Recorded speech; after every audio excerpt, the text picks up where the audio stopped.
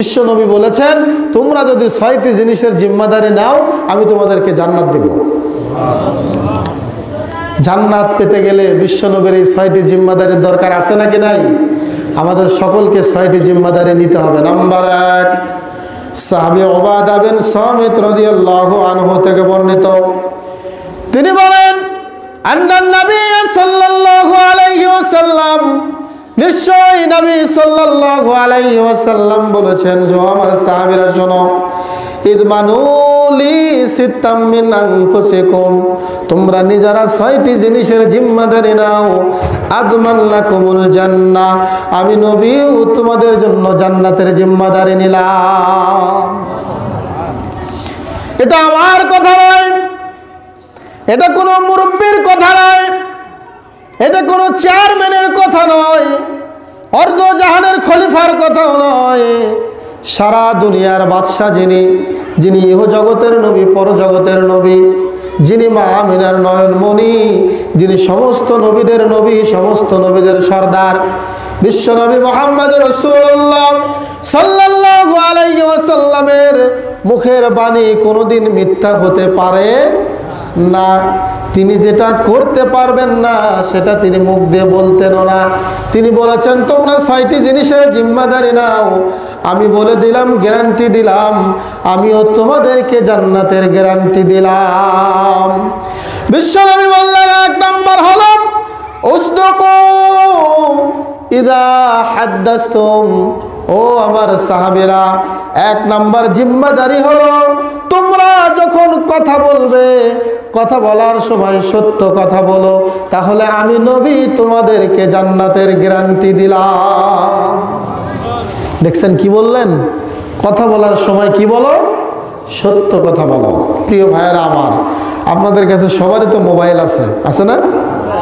আপনি আছেন পেরিহাট বাজারে, আপনি বলতেছেন আপনার শ্বশুরকে, আপনার ভাইকে, আপনার বন্ধুকে, আমি তো উনি গাবতলী দাঁড়িয়ে আছেন অথবা বনানী দাঁড়িয়ে আছেন, বলতেছেন যে আমি বনানী কাছাকাছি আর 1 মিনিট।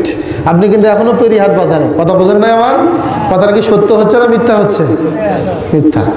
এটা গেল একটা পয়েন্ট। দ্বিতীয় আর একটা পয়েন্ট হলো, আমরা হয়তো বা অনেকে জানি না, আল্লাহ রাব্বুল আলামিন বলেছেন, মা ইয়ালফিযু মিন কাওলিন ইল্লা লাদাইহি রাকীবুন আতীদ।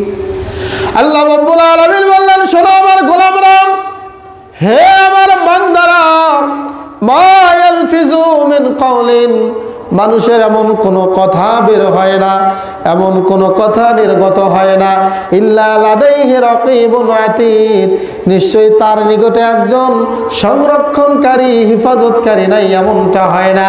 তার মানে যে কথাই মুখ দিয়ে বের করুক না কেন, সাথে সাথে এই কথাটা সংরক্ষণ করার জন্য ফেরেশতা নিযুক্ত আছে। বলেন সুবহানাল্লাহ। তাহলে আপনি কি বলবেন? কি বলতেছেন? সব রেকর্ড হচ্ছে কি হচ্ছে না? হচ্ছে। আপনারা ইদানিং কিছু রেকর্ড শুনতে পাচ্ছেন। বাংলাদেশের একজন বিগত সরকার, শোনেন নাই? এই রেকর্ড বার হওয়াতে তার ভবিষ্যৎ আরো অন্ধকার হচ্ছে। আগে তো একটা ছিলই, একটা চাপ আছেই, এরপরে যে রেকর্ডগুলো বের হচ্ছে, এই রেকর্ডগুলোর কারণে আজকে তিনি আরো কলঙ্কিত এবং আরো লাঞ্ছিতর পথে আগাচ্ছেন। মনে রাখবেন, আল্লাহ ছাড় দেয় কিন্তু ছেড়ে দেয় না। আল্লাহ বলেছেন, ফামাহিলিল কাফিরিনা আমহিলহুম রুয়াইদা।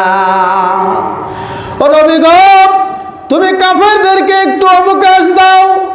ফামাহিলিল কাফিরিনা, তুমি কাফেরদেরকে একটু ঢিল দাও এবং কিছু সময়ের জন্য তাদেরকে ছেড়ে দাও। আমি আল্লাহ ছেড়ে দেই, আমি আল্লাহ ছেড়ে দেই কথাটা এমন নয়, আমি কিছুক্ষণের জন্য সুযোগ দেই ফিরে আসার জন্য। আপনারা সকলেই জেনেছেন, পালানোর সময় পেয়েছিল মাত্র 45 মিনিট। কয় মিনিট? 45 মিনিট সময় পেয়েছিল।